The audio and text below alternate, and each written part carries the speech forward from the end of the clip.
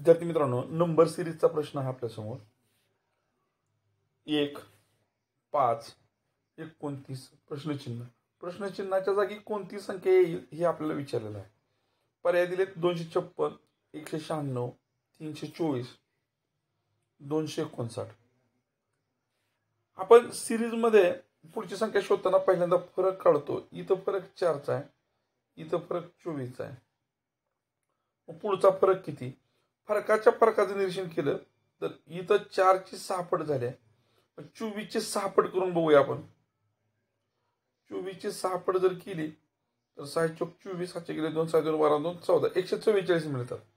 म्हणजे पुढचा फरक 144चा 29 अधिक 144 अशी संख्या असेल. 9 4 13, 5 गेले 1 2 1 7, 173 पर्याय नाही.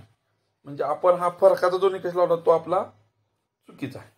मग वेगळ्या पद्धतीने विचार करून उत्तर काढायचा प्रयत्न करू.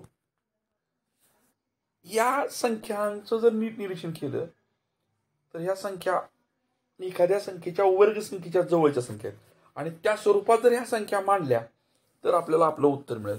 बघा, 1चा वर्ग अधिक 0 केलं आपण,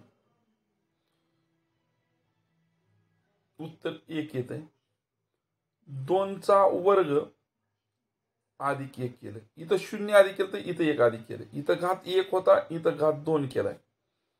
याचं उत्तर किती येतंय? 5 येतंय. आता आपण काय करू? 3, इथं 1चा 1वा घात आहे, 2चा 2वा घात आहे, 3चा कितवा केला?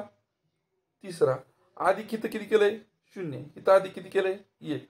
म्हणजे इथं अधिक किती करावं लागेल? 2. आणि मग उत्तर किती येतंय बघा? 29.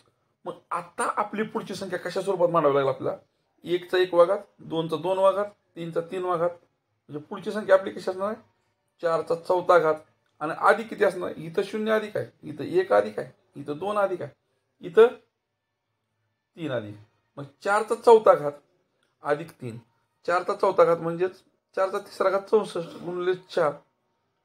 4 चोक 16, हातचे गेले 1, 6 चोक 24 आणि 1 25. 256 4चा 4था घात. पण अधिक 3 करायचा आहे. म्हणजे किती झालं? 259. हाय का पर्याय?